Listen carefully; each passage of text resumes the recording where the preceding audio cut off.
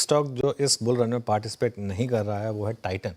आज भी स्टॉक अपने 52 वीक लो के करीब है। इनफैक्ट आज की ट्रेड में भी 2.5% स्टॉक नीचे है। सुबह भी जो बात हो रही थी कि अगर दो स्टॉक अभी भी 52 वीक लो के करीब हैं, दोनों टाटा ग्रुप के हैं, एक टाइटन एक टीसीएस।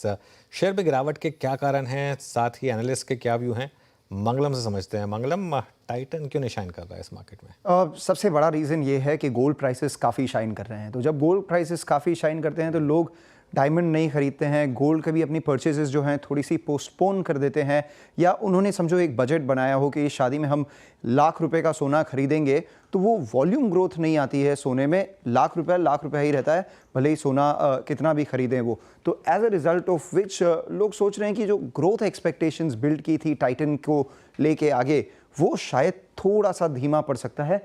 मोमेंटम को अगर आप देखें तो फोर्थ क्वार्टर का जो एस्टिमेट है एम्बिट का और कंसेंसस का 22 से 29% था।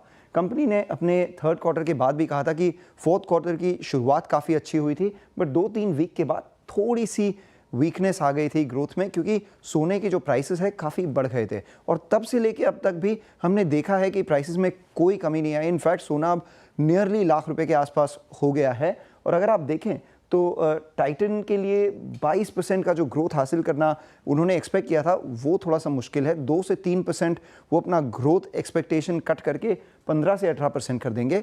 और ना कि ग्रोथ में थोड़ी सी प्रॉब्लम है, मार्जिन्स भी देखें तो कंपेटिटिव प्रेशर के कारण, लैब ग्रोन डायमंड के कारण और डायमंड का जो स्टडीड रेशियो है वो कम होने के कारण मार्जिन्स भी थोड़े अनसर्टन है। तो इन सारी चीज़ों को मद्देनज़र रखते हुए अगर आप टाइटन का वैल्यूएशन देखें तो 50 टाइम्स FY27 पे जो ट्रेड कर रहा है थोड़ा सा महंगा लगता है। तो एम्बिट कह रहा है कि हो सकता है कि कंज्यूमर डिस्क्रिशनरी जो आपको प्ले करना है उसके लिए काफ़ी दूसरे विकल्प भी हैं। आप जाएं तो नाइका खरीद लें या सफ़ायर फूड्स जैसी कंपनीज पे आप बेट कर सकते हैं।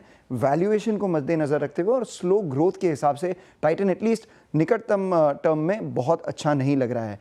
बट आपने जैसे वो पहले प्लेट में बताया था क्या चमक कम होगी टाइटन की, मैं वो प्लेट वापस लाना चाहूँगा, क्योंकि चमक भले ही घट जाए, एक बात है कि from a long term stand point है खरा सोना टाइटन पोर्टफोलियो के लिए। बिल्कुल, शुक्रिया मंगलम तमाम जानकारी के लिए। टाइटन नियर टर्म में पसंद नहीं आ रहा है एम्बिट कैपिटल को। अमित जी, टाइटन का चार्ट देखिए, नियर टर्म में आपको कैसा लग रहा है? स्ट्रेंथ नजर आ रही है या फिर आपके नजरिए से भी ये ना है? अमित जी म्यूट पर हैं आप। जी, अगर स्ट्रक्चर देखें तो इसने बेस फॉर्मेशन बनाने की जरूर कोशिश की थी, but what is surprising is कि इसने 50 डेमा क्रॉस नहीं किया। और आज के सत्र में स्पेशली जो कैंडल हम देख रहे हैं, that is a bearish candle और इसमें वॉल्यूम्स काफी है। इनफैक्ट 10 डेमा भी ब्रेक हो रहा है। तो मेरे ख्याल से इट मे जस्ट रीटेस्ट जो इसके रीसेंट लोज थे लगभग 3000 के आसपास। तो ज्यादा बेरिश नहीं हूँ, बट अगर किसी की पोजीशन में तो निकल जाना चाहिए। I think it can test 3000 once again. ठीक है, किसी की पोजीशन है तो निकल जाना चाहिए। फिलहाल ये रणनीति आप टाइटन पे अपना, लेकिन ज़्यादा बेरिश है नहीं फिलहाल चार्ट। शरद जी, आपका क्या व्यू रहेगा टाइटन को लेकर? नियर टर्म आउटलुक ठीक नहीं लग रहा, ऐसा एम्बिट कैपिटल कह रहे हैं। आपको कैसा लग रहा है नियर टर्म या लॉन्ग टर्म के लिहाज से जिनके पास है वो फिलहाल बने रह सकते हैं? लॉन्ग टर्म के हिसाब से भी मुझे लगता है जो नाइजल ने बोला वैल्यूएशन वाला जो डिस्कम्फर्ट है वो तो है मेरे लिए भी। मैं तो पिछले 1.5-2 साल से लगातार बोल रहा हूँ कि मुझे वो काफी महंगा लगता है। अभी भी अगर अगले साल की ग्रोथ भी हम पकड़े 36-37% तो भी वैल्यूएशन थोड़ी सी स्ट्रेच्ड है। बट अब लगभग अगले साल आप ₹55 के आसपास रिपोर्ट करेंगे तो भी आप 50-60 टाइम के ऊपर ट्रेड कर रहे हैं। तो मुझे लगता है अभी भी थोड़ा सा स्ट्रेच्ड है। अगर आप लॉन्ग टर्म इन्वेस्टमेंट के हिसाब से रखना चाहते हैं, कैरेटलन वगैरह मेरे हिसाब से आने वाले समय में काफी पॉजिटिवली सरप्राइज कर सकते हैं इन टर्म्स ऑफ नंबर्स।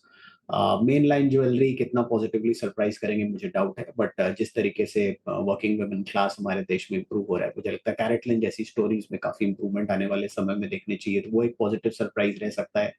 बाकी का भी जो वॉचेस वगैरह का बिजनेस है और आईवीआर वगैरह का बिजनेस है, वहाँ उतनी ट्रैक्शन हमने नहीं देखी है।